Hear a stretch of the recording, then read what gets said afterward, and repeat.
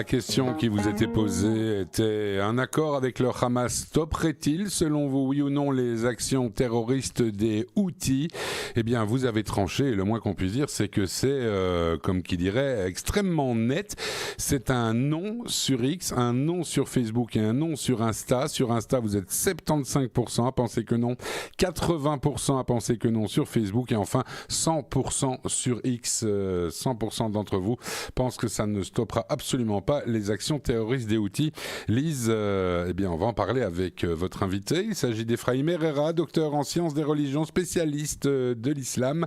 Je vous laisse donc en parler avec lui. Oui, Efraïm Herrera, bonjour. Bonjour. Merci d'être avec nous ce matin sur Radio Judaïka. Alors, vous l'avez vu, les auditeurs sont clairs. Ils ne pensent pas que même si un accord avec le Hamas intervenait, et on n'en est pas encore là, ça stopperait les actions des Houthis. Est-ce que vous êtes d'accord avec eux? Écoutez, en fait, on pense que les Houthis attaquent Israël pour aider la cause du Hamas. Ça, c'est ce qu'ils disent effectivement de manière officielle. Mais on sait que les Houssim, les Houthis, dépendent absolument de l'Iran. Donc, le fait qu'ils tirent ou ne tirent pas sur Israël est une décision du régime d'Ayatollah, et uniquement leur décision. Donc, en fonction de leur volonté, de la volonté des Iraniens et donc des contraintes qui pèsent sur eux, les Houthis continueront ou non à tirer. Je voudrais quand même faire une remarque. Ce ne sont pas des actions terroristes.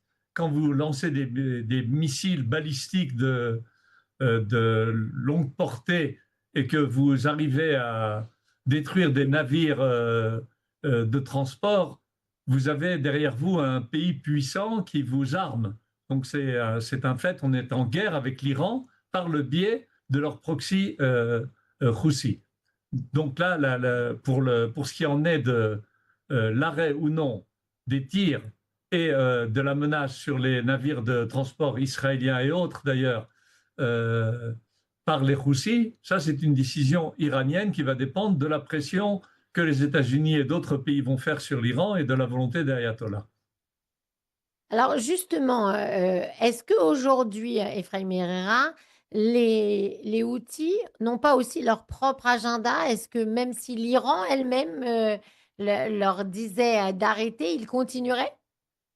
Écoutez, le Yémen est un pays très très pauvre. Vous avez des millions d'enfants qui n'ont pas de quoi manger tous les jours, des maladies comme le choléra qui se développent.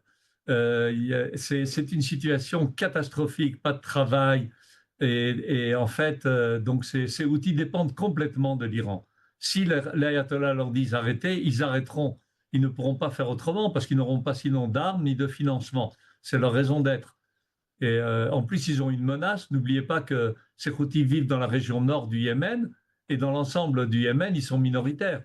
Et il y a toujours donc la menace que le régime en place avant fasse avec eux une guerre qui, pour l'instant, ne se réalise pas parce qu'ils ne sont pas considérés comme étant assez faibles. Il n'y a pas le soutien aujourd'hui de grandes puissances ou autres pour garantir la victoire des opposants aux Houthis. Alors, ils arrivent quand même à embêter particulièrement la vie des Israéliens, puisqu'ils envoient un missile de temps en temps, mais ça envoie quand même pas mal de gens dans les abris, hein. Et puis, en plus de ça, évidemment, ils ont repris leurs attaques contre les navires en mer Rouge. C'est un fait, mais quand même, il ne faut pas oublier qu'en réaction à ce tir sporadique, la décision d'Israël a été d'attaquer le port de Hodeïda, qui est un port marchand important, et on y a causé des dégâts très importants, y compris la fourniture en électricité de toute la région, parce que ça permettait donc de faire marcher toute cette logistique qui permet de faire ces tirs. Mais en plus, on a attaqué leur navire qui avait été kidnappé, hein, un navire qui avait été pris, sur lequel ils avaient installé des systèmes de radar qui leur permettaient de détecter des attaques contre eux, etc. Donc on a mené une attaque très forte contre un de leurs ports, un port principal. Ils vont devoir réfléchir à deux fois. Ils, c'est pas les Houthis, ils, c'est les Iraniens. À quel point le sort des Houthis ne risque pas d'être le même que celui du régime de Bachar el-Assad ou du Hezbollah. Donc, ça va les pousser à réfléchir. Est-ce qu'ils vont continuer à tirer? L'avenir le dira. Mais si Israël continue sa politique d'attaque très forte, en cas d'attaque, même ne serait-ce que d'un seul missile, il y a espoir qu'effectivement, ces attaques s'arrêtent.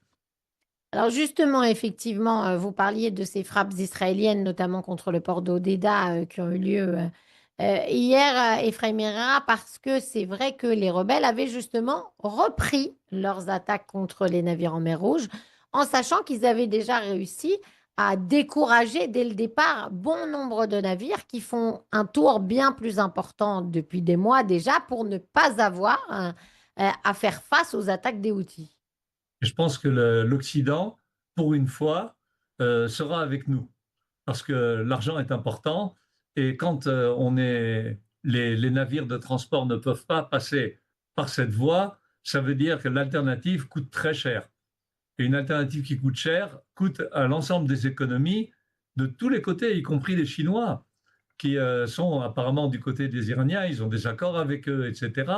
Donc, je pense que ces attaques israéliennes vont avoir le soutien, ne serait-ce que tacite, de l'ensemble de l'Occident, et ça nous permettra, s'ils continuent, d'attaquer d'autres ports qui sont entre les mains aujourd'hui des Houthis, et les amener à réfléchir au niveau de la maslaha, de l'intérêt de la nation, de la Oumma, qui fera qu'ils arrêteront leurs activités de sabotage en mer Rouge.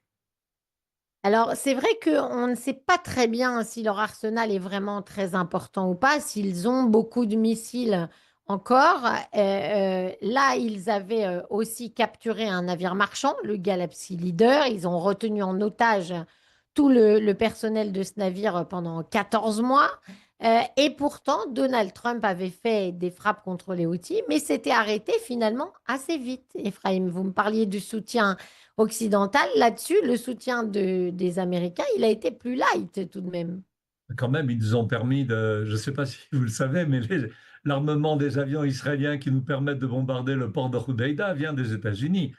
Et on ne pourrait pas faire ces attaques sans le soutien du régime en place aujourd'hui aux États-Unis. Tout le monde dit du mal de Trump, mais quand même, il faut reconnaître que l'aide qu'il nous a donnée est une aide exceptionnelle qui nous a permis de frapper très durement l'Iran, qui est notre ennemi principal, de frapper ces proxys de manière très, très dure et de continuer à le faire aujourd'hui au Liban, bien que ça a l'air de menacer la stabilité.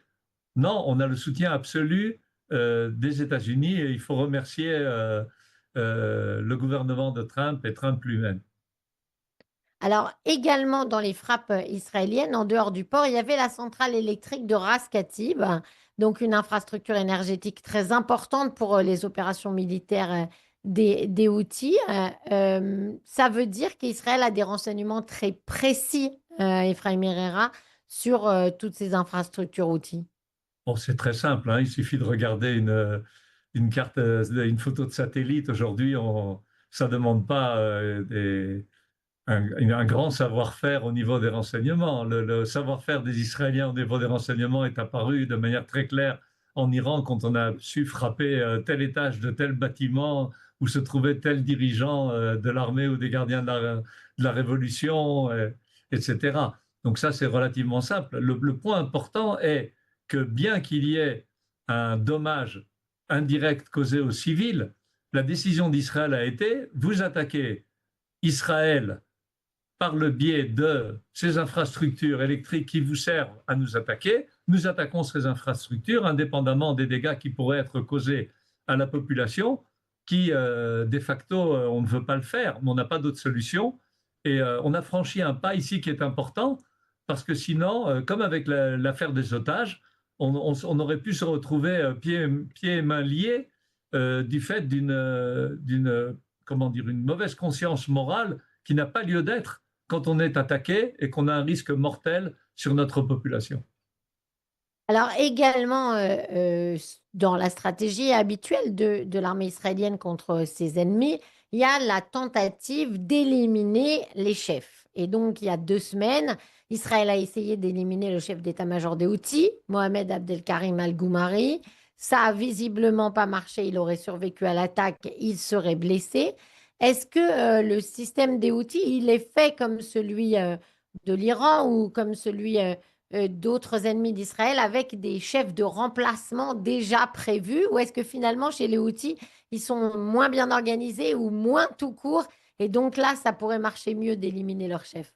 Non, je ne pense pas qu'éliminer les chefs suffira, mais c'est très bien d'éliminer les chefs. Quand vous avez un chef antisémite, et ils le disent clairement, hein, la mort à Israël, la mort aux Juifs, ils le disent en continu alors qu'ils n'ont pas un seul Juif aujourd'hui au Yémen.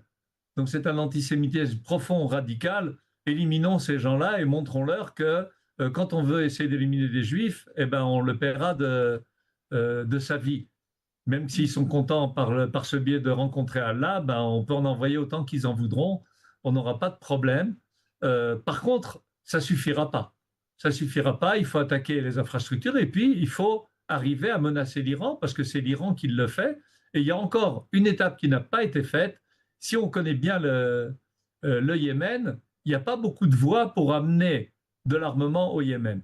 Hein, c'est un pays qui est principalement montagneux et il y a la côte et on ne peut passer que par la côte. Donc attaquer les routes qui mènent au nord du Yémen, ça c'est quelque chose qu'on peut encore faire. C'est une possibilité qui est ouverte à Israël si les Houthis continuent leurs attaques. Mais je pense qu'ils ont pris une leçon importante avec cette attaque du port et j'espère que les Iraniens vont le comprendre parce que s'ils interdisent aux Houthis de tirer, ils arrêteront. Ma dernière question rapidement à Ephraim Herrera. Et que fait le gouvernement yéménite contre les Houthis? Ben, vous savez, c'est une situation instable ce qu'il y a. C'est-à-dire qu'ils aimeraient bien pouvoir faire la guerre aux Houthis et puis les éliminer. Mais le Yémen depuis déjà très longtemps, est en proie à des guerres intestines terribles. Il y a des sunnites, il y a des chiites, les sunnites eux-mêmes sont divisés. Vous aviez un Yémen du Nord, un Yémen du Sud qui s'étaient unis puis reséparés. C'est une situation complexe, on n'a pas le temps de l'analyser en détail, mais il est certain que si on les affaiblit suffisamment, il y aura un autre régime qui pourrait venir et se mettre en place. Merci beaucoup, Ephraim Herrera, d'avoir été avec nous ce matin pour répondre à cette question du jour. Bonne journée à vous, à très vite. Merci à vous aussi. Au revoir. Merci à tous les deux. C'est vrai qu'on y voit un peu plus clair maintenant sur les Houthis. Et donc, apparemment, notre invité Ephraim Herrera, docteur en sciences et religions et spécialiste de l'islam, partage votre avis que ce sera difficile que les accords avec le Hamas éventuels stopperaient les actions terroristes des Houthis. La question du jour pour demain, elle est un petit peu plus légère, je dirais. La voici. Donald Trump, selon vous, mérite-t-il, oui